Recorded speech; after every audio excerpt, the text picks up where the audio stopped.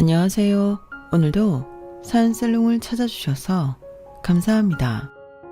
하나뿐인 제 자식을 하마터면 악마에게 빼앗길 뻔한 여자입니다. 저에게 제 아들은 제 목숨보다도 소중한 존재인데 그런 아들을 빼앗길 뻔했다니 제 삶 전체가 끝장날 뻔했던 것이죠.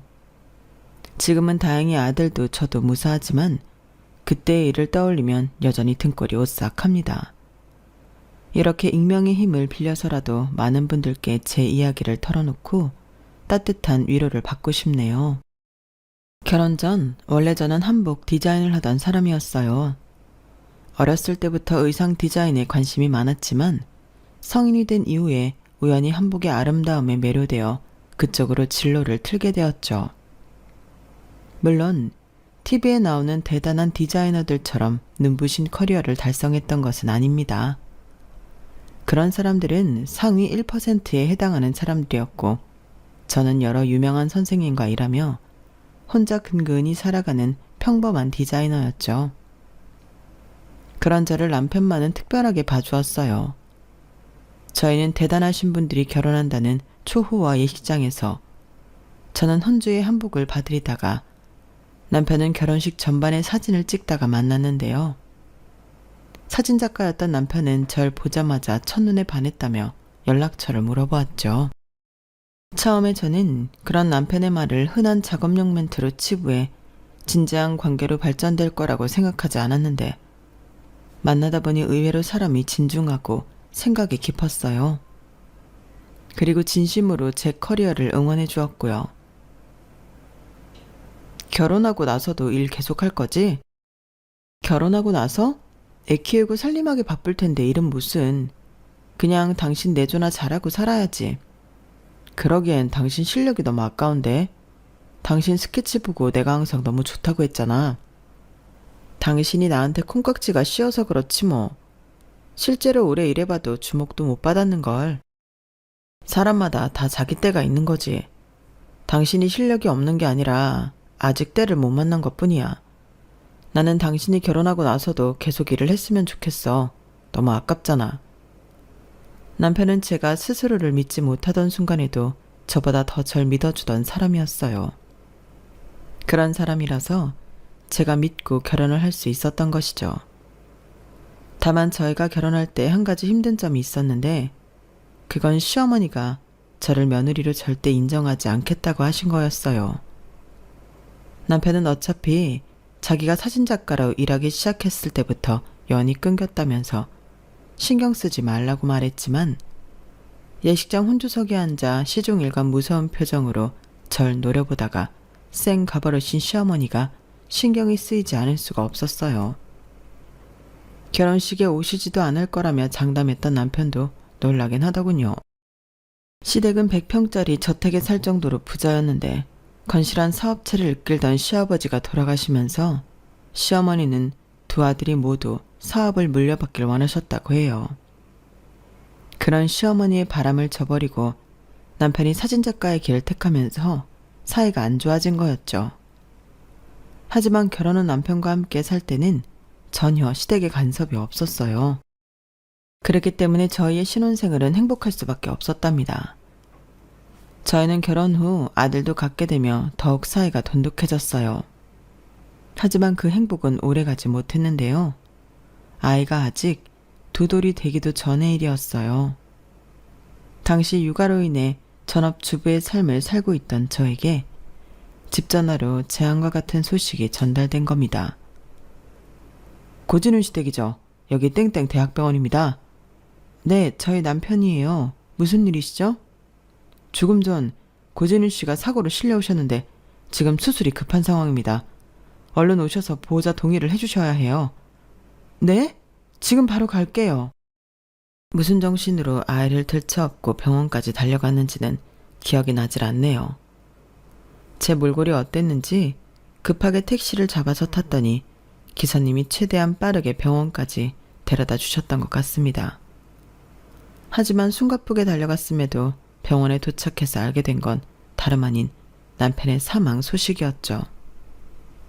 갓난쟁이를 안고 한순간에 과부로 전락한 저는 장례식이 모두 끝날 때까지 엉엉 울기만 했어요. 남편은 어떤 실수나 불법 행위를 저지른 것도 아니고 인도에서 횡단보도 신호를 기다리다가 신호를 어긴 다른 차량 때문에 인도로 올라오게 된 차량에 치여 숨진 것이었는데요. 직접적인 가해 차량도 사실상 피해자라 어디 가서 제 슬픔을 따져 물을 수도 없었어요.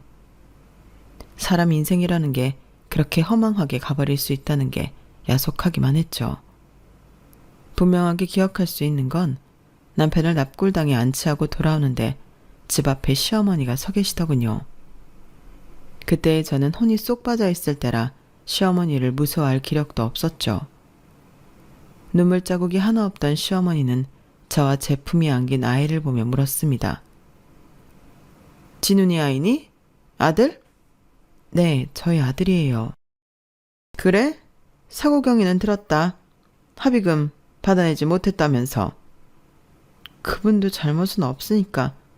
그렇지만 당장은 못 준다고 하신 거고 시간이 좀 걸린대요. 아무래도 금액이 크니까. 애 엄마가 이렇게 물러 터져서야 가해자 말을 믿니? 당장 그 돈 안 받으면 어떻게 살려고 하니? 이 집 너희 차가도 아니더만. 당장 다음 달, 다다음 달 월세는 낼 수 있겠어? 애기 키우는 돈은? 여기 집 정리하고 우리 집으로 들어와 살거라. 네? 여기 집 정리하고 우리 집 들어와서 살라고? 그리고 앞으로는 절대 같은 말 2번 하게 만들지 마라. 한 번에 알아들어 먹으라고. 알겠니? 갑자기 찾아와서 자기 집으로 들어오라는 시어머니의 말이 당시엔 정말 비현실적으로 들렸었죠. 기진맥진해 있는 상태에서도 저는 시어머니에 대한 본능적인 반감이 들어 처음엔 싫다고 했어요. 제가 다시 일하면서 아이는 어떻게든 키울 수 있어요. 고맙지만 사용하겠습니다. 너한테 제안한 게 아니다. 이건 명령이야. 네가 무슨 능력이 있어서 애를 혼자 키우겠다는 거냐? 할 줄 아는 뾰족한 기술이라도 있어? 제가 원래는 한복 디자인을 했었는데 디자이너 같은 소리 안에 때려치워. 안 봐도 내 손자 밥 굶길 게 뻔하다. 우리 집 와서 먹여주고 재워주겠다는데 애 딸린 가부가 그걸 거절할 처지냐? 잔말 말고 짐 싸서 들어와. 차갑게 이야기하는 시어머니의 말에 저도 갑자기 덜컥 겁이 났었죠. 사실 이미 일을 쉰 지 오래된 상태였고 다시 일을 구한다고 해도 어린 아이들 두고 하루 종일 밖에서 일을 할 수도 없는 노릇이긴 했어요. 그래서 결국 저는 시어머니의 말대로 살던 집을 정리하고 시어머니 댁으로 들어가 살게 되었어요. 시어머니 말 맞다나 먹여주고 재워준다는데 애 딸린 과부가 거절하는 것이 이상한 거였으니까요. 저도 아주 바보는 아니었기에 시댁으로 들어간다면 생활이 편하진 않을 거라는 예상쯤은 했었어요. 하지만 현실은 제가 각오했던 것보다도 훨씬 냉혹했습니다. 처음 시댁에 들어갔을 때 시어머니가 내어준 건 아이 방 하나였어요. 아이의 침대는 딱 봐도 굉장히 비싼 가구점에서 만든 것이었고 그 옆에는 간이 침대가 하나 놓여져 있었답니다. 그게 바로 제 침대였죠. 그걸 보자마자 이 집안에서의 제 위치를 알 수 있겠더군요. 저는 시어머니의 손자를 낳은 여자, 그 이상도 이하도 아니었던 것이죠. 거기에서 그치지 않고 시어머니는 저를 다른 가족들에게 대놓고 이렇게 소개를 하셨습니다. 얘가 진훈이랑 살던 애다. 앞으로 집안 살림이나 심부름은 얘가 도맡아서 할 거니까 시킬 일 있으면 얘한테 시키도록 해. 다른 가족들은 남편의 형이나 아주버니인가 제 형님이었어요. 시어머니의 말에 그분들은 어색하게 인사를 해왔는데 첫눈에도 두 분 다 시어머니 밑에서 꼼짝없이 잡혀 산다는 것을 알 수 있었습니다. 시종일관 절 보고 안쓰럽다는 눈빛을 하면서도 시어머니 말에 절대 복종하는 모습이었거든요. 그리고 너 앞으로 우리 집 일가를 알려주마. 우리 집안 사람들은 전부 아침 6시에 일어나서 아침을 먹고 출근 준비를 한다. 그러니까 너는 5시에 일어나서 식사 준비를 하고 나머지 가족들 출근 준비를 도우면 돼. 출근하면 요일별로 정해진 집안일을 하고 내 손주 건강하게 자라도록 육아에도 힘쓰거라. 그리고 밖에서 사업하다 보면 잔심부림이 생길 때가 많아. 전화 오면 2번 울리기 전에 반드시 받고 시키는 대로 해라. 저녁에도 식사는 당연히 차려놓고 가족들 퇴근하면 다음날 입고 갈 옷도 미리 다려놔. 네, 알겠습니다. 그리고 손주가 여기 집에 적응하면 넌 주방 안쪽 방을 써라. 거기가 네 방이야. 말 그대로 식모살이를 하라는 소리였어요. 하지만 달리 방법이 없었던 저는 그날부로 시어머니의 100평짜리 대저택에서 고된 식모살이를 하고 살았습니다. 솔직히 처음에는 5인 가족 전업주부가 힘들어봤자 얼마나 힘들겠나. 나와 아이를 지키기 위해서는 이 정도는 할 수 있지 하며 긍정적으로 상황을 받아들이려고 했는데요. 직접 겪어보니 여간 힘든 것이 아니었어요. 물론 아이를 위해서라면 아마 더한 것도 견뎠을 테지만 시어머니의 구박이 너무 심하거나 너무 굳은 일을 하게 된 날이면 남몰래 제 방에서 눈물을 훔치는 날도 많았어요. 그럴 때면 세상을 떠난 남편을 생각하면서 두 눈이 퉁퉁 붓도록 울음을 삼키곤 했죠. 물론 해가 지나고 또 지나면서 이런 생활이 익숙해지긴 했지만 몇 년 동안 매일같이 고된 시집살이를 하는 저의 모습이 아주버님 부부가 보기엔 안쓰러웠나 봅니다. 두 사람은 처음 몇 개월 동안은 저에게 일절 심부름을 시키지 않았는데요. 처음으로 심부름을 시키게 되었을 때는 정말 미안해하면서 부탁을 하셨어요. 재수씨 정말 미안한데 내가 오늘 지난 상반기 매출 자료를 두고 와서 말이야. 내 서재 책상 위에 보면 분홍색 파일 있거든. 그것 좀 가져다 줄래? 아, 네네 아주버님. 사무실로 바로 갖다 드릴게요. 고마워. 내가 모르고 깜빡해버렸네. 재수씨도 바쁠 텐데. 이게 제 일인걸요. 너무 마음 쓰지 마세요. 그뿐만 아니라 틈이 날 때마다 시어머니 몰래 제 허드렛 일을 도와주기도 했어요. 아, 형님 내려놓으세요. 이거 어머님이 아시면 큰일 나요. 제가 설거지 얼른 끝내고 쓰레기도 알아서 버릴게요. 오늘 어머님 용인에서 고객사 미팅 있으셔서 밤 늦게나 돼서 들어오실 거야. 걱정 마. 어떻게 동서가 해준 밥 홀랑 얻어만 먹고 일어날 수 있어? 설거지만 마치고 얼른 들어가서 쉬어. 그래도요. 형님도 하루 종일 밖에서 일하시느라 힘드실 텐데 이런 건 저한테 맡기셔도 돼요. 나야 맨날 앉아서 서류 작업하는 게 대부분인걸. 동서 지금 눈도 빨갛고 피부도 뒤집어진 게 너무 안색이 안 좋아 보여서 그래. 준서가 엄마 얼굴 보고 무슨 생각을 하겠어. 오늘은 얼른 들어가서 조금이라도 쉬어. 아, 감사해요. 저희 아들이 걷고 뛰고 말할 때까지 제가 그 집에서 버티고 또 아들 앞에서는 늘 방긋방긋 웃을 수 있었던 건 전부 아주버님 부부의 사려 깊은 배려 덕분이었어요. 사실 아이가 아직 옹알이를 할 때만 해도 아이를 끌어안고 운 적이 여러 번 있었거든요. 하지만 아주버님 부부가 마련해준 숨구멍 덕분에 저는 저희 아들을 밝고 건강한 아이로 키워낼 수 있었던 것 같습니다. 그리고 아들과 직접적으로 소통을 하게 되면서 저희 아들은 제 삶 그 자체가 되었어요. 그 어린 게 벌써부터 엄마가 고생하는 걸 알았는지 또래 아이들답지 않게 떼쓰는 법 한 번 없이 늘 예쁜 행동만 골라서 했어요. 또 제가 아이를 재우려고 읽어주던 책을 오히려 거꾸로 자기가 엄마한테 읽어주겠다며 나서기도 했죠. 그래서인가 저희 아들은 또래 아이들보다 월등히 영리하고 똑똑한 아이가 되었답니다. 그리고 이걸 누구보다 먼저 눈치챈 건 바로 시어머니였어요. 준서 너 이리로 와봐라. 지금 이 책들 다 네가 정리한 거냐? 아유, 어머님, 제가 다시 정리하겠습니다. 제가 어머님 서재 청소하고 환기시킨다는 게 어딜 끼어들어? 난 지금 준서한테 물었다. 나랑 손주가 대화하는데 버르장머리 없이 끼어들지 마라. 네, 어머님, 죄송해요. 준서 너 할머니가 묻잖니. 이거 네가 정리한 거야? 네, 알파벳 순서대로 놓으려고. 겁먹은 제 아들이 기어들어가는 목소리로 대답하자 시어머니는 눈을 반짝이며 한참을 제 아들을 쳐다보다가 알겠다며 가셨어요. 그 눈빛이 마치 먹잇감을 노리는 독사 같은 눈빛이라 저도 마음이 불안하고 찝찝했죠. 아니나 다를까 시어머니는 당장 그 주 주말에 저희 아들을 데리고 나가셨어요. 저도 따라가면 안 되냐고 용기 내 말했다가 호되게 혼이 났죠. 혼자 남겨진 저는 제 아들을 어디로 데려갔을까 전전긍긍하며 기다렸는데 돌아온 시어머니의 말을 들어보니 대충 어떤 곳에 데려갔는지 짐작을 해볼 수가 있었어요. IQ가 143이란다. 143. 이 정도면 얘 아빠랑 큰아빠가 얘 나이였을 때보다 훨씬 높아. 어쩐지 애가 눈빛이 맑고 총명해 보이더라니. 이런 애를 그때 그 거지 같은 아파트에 놓고 올 뻔했다니 10년 감수했지. 아, 어머니, 그럼 준서 초등학교 들어갈 때부터 체계적으로 교육시키시려고요? 그때까지 몇 년 안 남았으니까 공부량은 차츰 늘려나가면 되겠네요. 아주버님이 불안한 표정으로 물어보았어요. 그러자 시어머니는 코웃음을 치며 대꾸하셨죠. 웃기는 소리 하지 마라.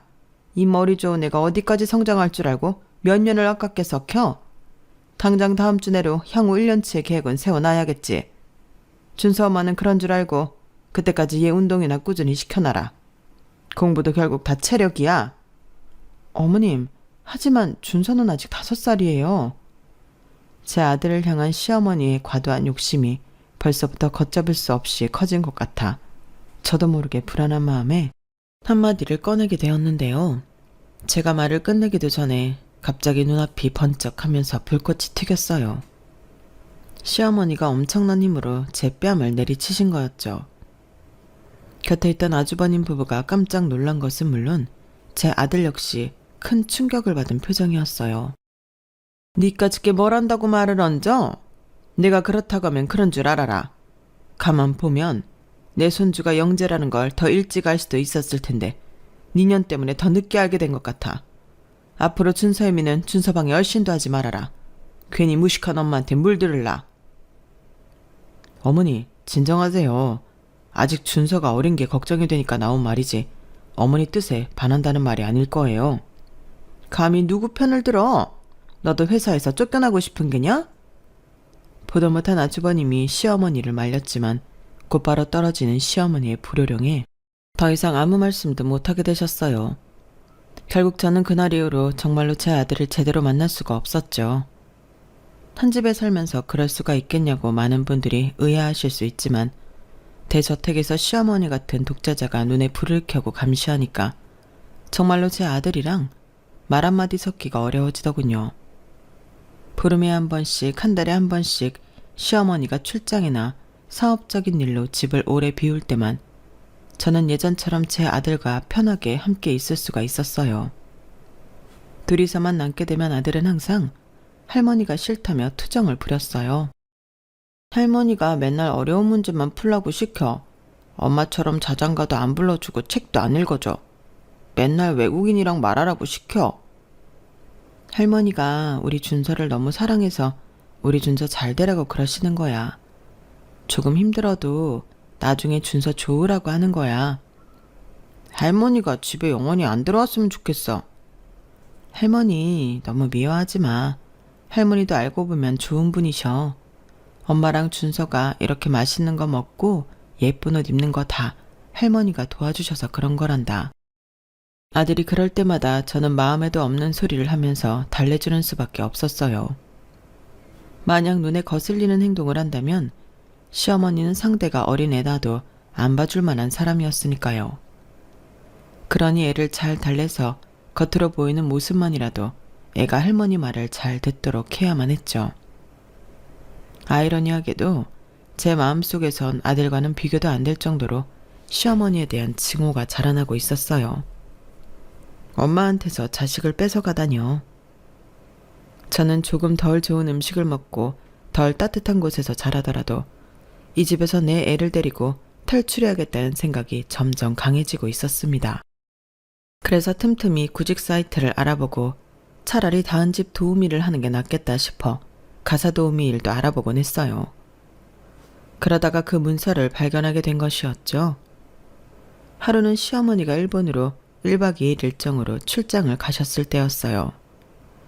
저는 아무도 없는 집에서 시어머니가 안 계실 때 잔소리 안 듣고 대청소를 끝내버리고 싶어서 열심히 하던 중이었죠.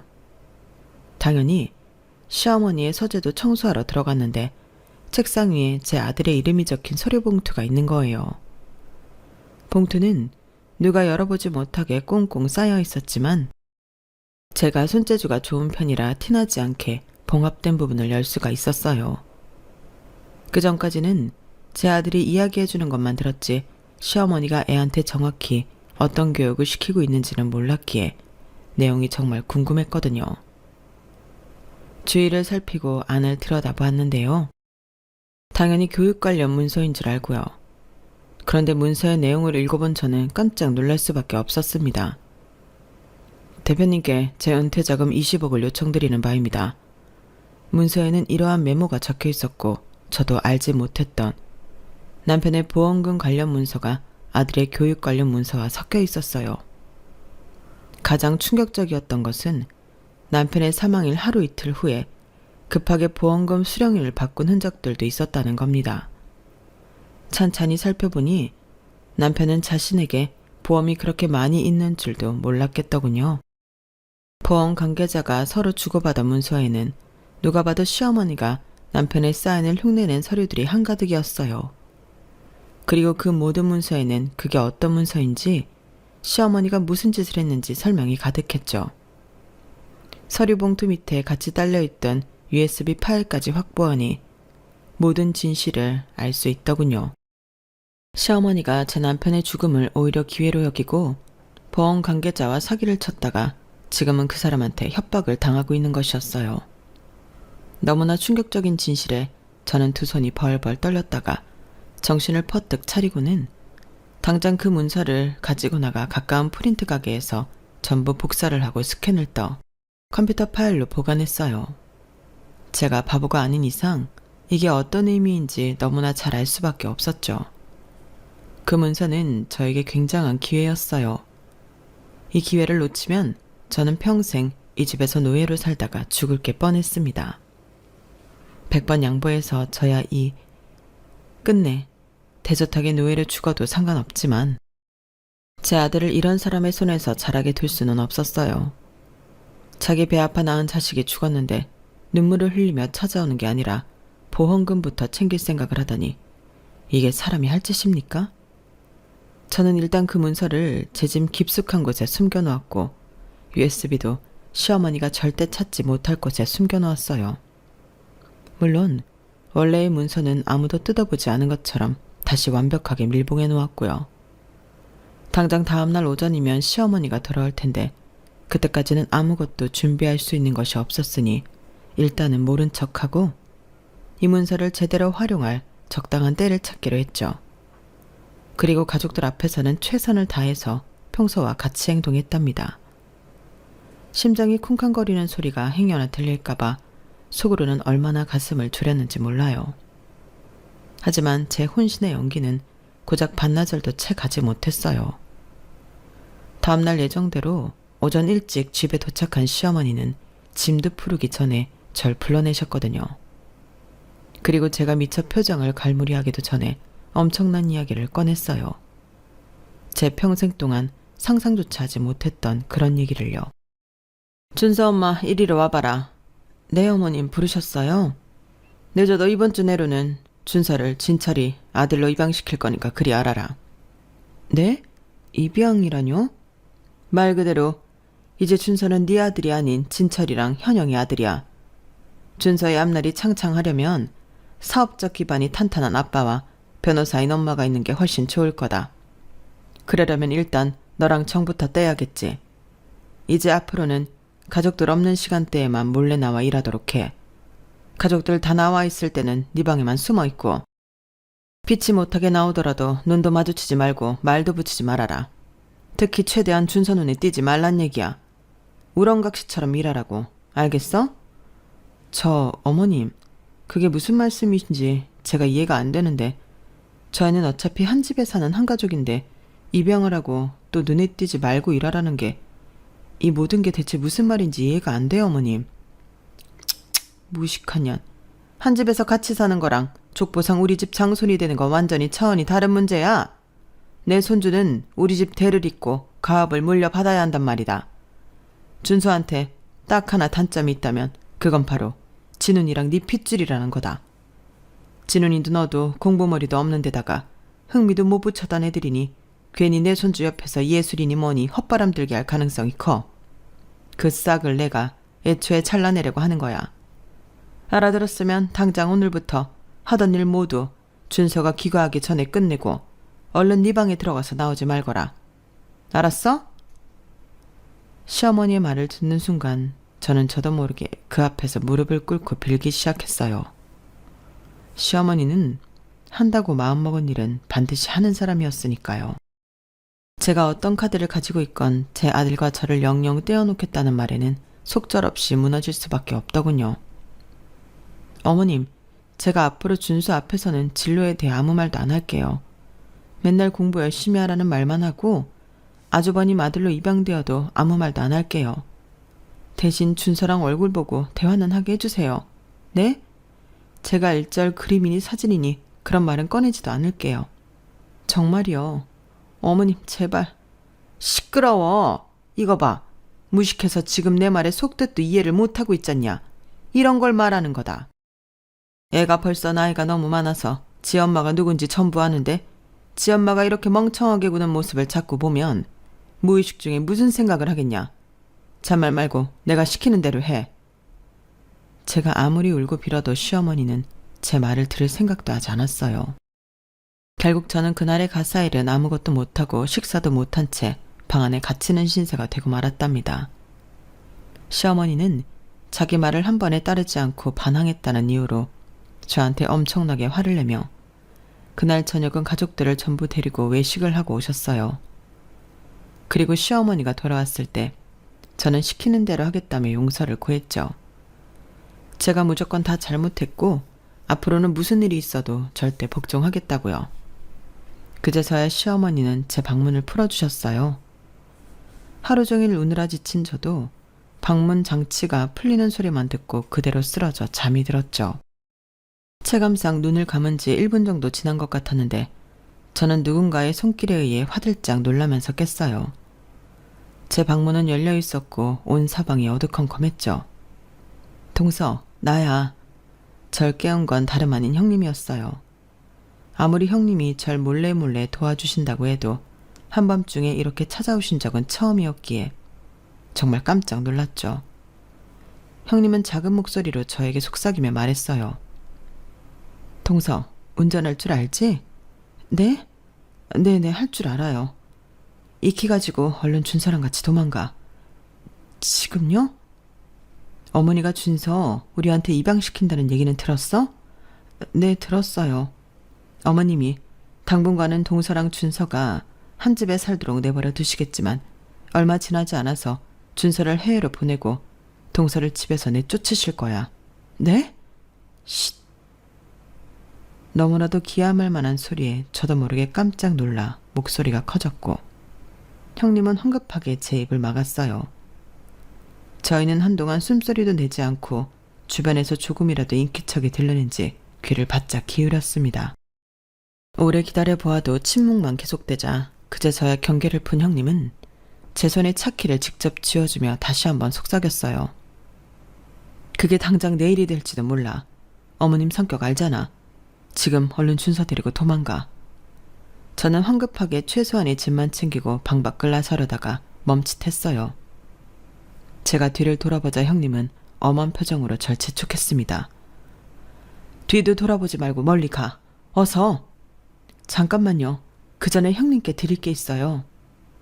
저는 전날 침대 밑에 숨겨두었던 남편의 보험금과 관련된 서류 복사본을 형님한테 건넸어요. 형님은 유능한 변호사니까 아마 뭐래도 저보다 잘할 수 있을 거라고 믿었거든요. 그 서류를 건네면서 저 스스로도 왜 진작 이 생각을 못했지 싶었네요. 어쨌든 형님은 문서를 받아들고 얼른 다시 아주버님과 함께 쓰는 침실로 돌아갔고 저는 잠든 아들을 깨워 몰래 아주버님의 차로 이동했습니다. 손에 땀이 너무 나서 몇 번이나 핸들 위에서 손이 헛돌았을 정도로 긴장이 됐어요. 하지만 저희는 무사히 차고를 빠져나올 수 있었어요. 헤드라이트도 안 켜고 집 앞을 지나치려는데 갑자기 대문이 벌컥 열리면서 시어머니가 나오시더군요. 염라대왕 같은 그 모습에 저는 소스라치게 놀라 소리를 빽 질렀어요. 네 어디서 내 손주를 감히 어디로 빼돌리려고? 야, 너 거기 안 서? 저는 가까스로 차로 달려드는 시어머니를 피해 차를 빼내고 곧장 달아나 버렸어요. 헤드라이트를 켜고 덜덜 떨면서 그 지옥 같은 저택이 있는 곳을 벗어났죠. 큰 도로에 올라탔을 뿐인데도 그 해방감이 이루 말할 수가 없었어요. 눈물이 왈칵 쏟아져 내릴 정도로요. 저는 잠시 갓길에 차를 대고 감정을 추스른 다음 침착하게 그 지역을 빠져나가는 길 위에 올라탔습니다. 새벽이라서 도로 위는 차도 거의 없고 한적하더군요. 어느 정도 시댁과 멀어졌을 때 저는 다시 차를 세워 최대한 시어머니가 예상하지 못할 지역으로 내비를 찍고 있었는데요. 그때 어디선가 날카로운 불빛이 제 눈으로 날아오면서 제 시야를 괴롭혔어요. 불빛이 나오는 곳을 보니 시어머니의 차가 엄청난 속도로 이쪽으로 다가오고 있었죠. 저는 화들짝 놀라서 반대편으로 도망가려고 했지만 시어머니가 한 발 빨랐습니다. 제 차 앞을 제대로 가로막으시더니 곧장 차에서 내려 운전석에 있는 제 옆으로 온 거예요. 저는 일단 급한 대로 문을 모두 잠그고 있었는데 시어머니는 운전석 창문을 사정없이 두드리며 불같이 화를 내시더군요. 너 당장 안 나와? 가려면 혼자 가든지 내 손주는 내놓으란 말이다. 너 이거 차량 절도야. 네가 언제까지 버틸 수 있을 것 같아? 어? 어머님 제발 이러시면 위험해요. 어머님도 저희도 다 위험해진다고요. 전 어머님이 뭐라고 하시죠? 문 안 열 거고 어머님이 못 찾으시는 곳으로 도망갈 거예요. 웃기는 소리. 내가 널 이미 차량 절도범으로 신고했어. 곧 경찰들이 올 거다. 경찰들이 늦게 오더라도 네가 이 차로 어딜 가든 내 손바닥 아니야. 이 차에 내가 위치 추적 걸어놓은 거 몰라? 우리 가족 차엔 전부 내가 위치 추적을 걸어놓았다고. 뭐라고요? 대체 왜 그런 소름 끼치는 짓까지 하시는 거예요? 제발 우리 좀 가만히 내버려 두세요. 그리고 아주버님이랑 형님도 좀 내버려 두세요. 세상에 위치 추적이라니. 저희는 시어머님이 인형처럼 통제해도 되는 존재들이 아니라고요. 시끄러워. 당장 나와. 저도 그런 상황까지 가자 평소에는 절대 말 못했을 얘기를 시어머니한테 고래고래 외치고 있었고 시어머니 역시 이성을 잃고 소리를 질러댔어요. 그런데 얼마 지나지 않아 시어머니 말대로 경찰차가 저희를 향해 오더라고요. 저는 왈칵 울음이 터졌어요. 결국 이렇게 하나뿐인 기회를 날리고 탈출에 실패하는구나 싶어서요. 경찰차에서 경찰이 내리자 시어머니는 반색을 하며 여기 차량 절도범이 있어요. 라고 소리를 쳤는데요. 하지만 그때 놀라운 반전이 일어났어요. 다가온 경찰들이 제 쪽에는 눈길도 주지 않은 채 시어머니의 신원만 확인하더니 곧바로 시어머니를 제압하는 거 있죠. 그걸 보던 저도 눈이 튀어나올 만큼 놀라 쳐다보았고 시어머니 역시 화들짝 놀랐어요. 지금 뭐 하시는 거예요? 제가 절도범이 아니라 저 차 안에 있는 애가 절도범이에요. 전 그냥 선량한 시민이라고요. 선량한 시민이라고요? 웃기지 말아요. 이 악마 같은 인간. 당신은 한낱 보험 사기범이자 가정폭력범일 뿐이에요. 동서가 저 차 절도범이라고요? 제가 직접 동서한테 차 키를 건네줬어요. 당신 같은 인간한테서 벗어나라고. 네가 감히 어디서 경찰 앞에서 거짓말을 짓거려. 저 차는 내 차라고. 너도 차량 절도 공범이야. 조용히 하세요. 저희가 다 확인하고 왔습니다. 저 차는 고진철 씨 명의로 되어 있고 고진철 씨가 직접 전화로 절도가 아니라고 해명했어요. 오히려 당신이 저 차에 위치 추적기를 달아놨다고 사생활 침해를 신고한 상황이라고요? 뭐라고요? 그럴 리가. 내 아들이 그럴 리가 없어요. 그리고 김복희 씨, 여기까지 오시면서 신호를 몇 개나 어겼는 줄 알아요? 속도 제한은 또 얼마나 어겼고요. 일단 서로 이동하시죠. 거기서 나머지 얘기는 차차 하시고요. 시어머니는 겁에 질린 표정으로 경찰분들에게 끌려가셨어요. 그때 처음으로 시어머니의 표정이 무너지는 걸 보았네요. 저는 따로 법에 저촉한 행동을 한 게 없어 경찰들은 시어머니만 데리고 사라졌고 그제서야 형님이 제게 다가왔어요. 저도 차에서 내려 형님을 맞이했죠. 동서, 괜찮아? 조금만 늦었으면 정말 큰일 날 뻔했네. 네, 괜찮아요. 형님은요? 이게 다 대체 무슨 일인지 모르겠어요. 형님이 경찰 부른 거예요? 나야말로 아직도 안이 벙벙해. 동서가 아까 건네준 자료 보고 내가 얼마나 깜짝 놀랐는지 몰라. 이제 걱정 마. 우리 전부 어머님의 그늘 밑에서 벗어날 수 있어. 형님은 유능한 변호사니까 형님만 믿어요. 결정적인 역할은 동서가 있는 걸. 이제부터 긴 법정 싸움이 시작될 거야. 동서의 역할이 정말 중요해. 잘 해낼 수 있지? 저는 힘차게 고개를 끄덕였고 그날 이후로 아주버님과 형님의 도움으로 시어머니와의 법정 싸움을 해나갔어요. 시어머니가 불법적으로 가로채간 남편의 보험금을 전부 돌려받고 그동안 당했던 가정폭력에 대한 보상도 철저하게 받아냈죠. 시간이 조금 걸리긴 했지만 사실 그다지 어려울 건 없었어요. 이미 아주버님과 형님도 언젠간 이런 날이 올 거라고 생각하며 모아두었던 증거가 차고 넘쳤고 집안 대표 부엌대기로 지난 몇 년을 살았던 저도 마찬가지였으니까요. 시어머니는 자신이 그동안 저질러왔던 모든 죗값을 한꺼번에 치르느라 정신이 없어 보였어요. 그리고 죄질이 너무나 좋지 않았던 탓에 실형을 면할 수가 없었죠. 하지만 오히려 감방이라도 들어가는 게 나았을 겁니다. 왜냐하면 더 이상 사업체도 집도 재산도 시어머니에게 남아있지 않아 어차피 갈 데가 없었거든요. 어쨌든 그렇게 바늘로 찔러도 피 한 방울 안 나올 것 같던 무서운 사람의 초라한 최후를 보면서 저는 왠지 모르게 마음이 좋질 않더군요. 연민 같은 걸 느낀 것은 절대 아니었지만 그냥 마음이 좋지가 않았어요. 그런 찜찜한 마음을 계속 가지고 있던 저는 모든 사건이 마무리된 뒤 시어머니 면회를 딱 한 번 갔었는데요. 정말 이해가 안 가는 부분이 있었기 때문이었어요. 어머님은 그렇게 돈도 많으시면서 왜 제 남편의 보험금까지 그렇게 탐을 내셨어요? 제가 아무리 생각해봐도 어머님을 이해할 수가 없어서요. 고작 그거 물어보겠다고 여기까지 왔단 말이냐? 멍청한 년. 내가 비록 내 자식 농사는 망쳤지만 손주는 또 하나의 기회였잖냐. 그런데 그놈이라고 제 큰아빠랑 아빠 안 닮았을 거란 보장이 있어? 그런 확실하지 않은 일엔 쉽게 투자하는 거 아니다. 어디서 꽁으로 얻게 된 자금이 있으면 모를까. 그럼 제 아들을 어머님 입맛대로 키울 수 있는지 시험해보겠다고 그 모든 일을 저질렀다고요? 그것도 본인 돈으로 하기 아까워서 내 남편, 아니 당신 아들 목숨값으로요? 당신이 그러고도 사람이에요? 원래 사업이란 그런 거야. 니까짓 게 뭘 안다고. 왜 당신이 감방까지 갔는데 지금까지 기분이 안 좋았는지 알겠네요. 당신은 사람도 아니고 악마 그 자체예요. 지금도 당신이 뭘 잘못해서 거기 감방에 있는지 알지도 못하죠? 그냥 평생 모르고 살다 가세요. 그 차가운 감방 바닥에 있다가 가시라고요. 어차피 감방에서 나와도 저희 중 누구도 당신을 걷어주지 않을 거니까요. 그리고 두 번 다시 제 아들과 제 앞에 나타나지 마세요. 그땐 저도 그동안 당했던 거 지금보다 훨씬 더 독하게 갚아줄 테니까. 기가 차서 정말. 저는 그 악마 같은 여자가 지난 몇 년 동안 저에게 소리 질렀던 것보다 몇 배는 더 사납게 일침을 놓고 그 자리를 박차고 나왔습니다.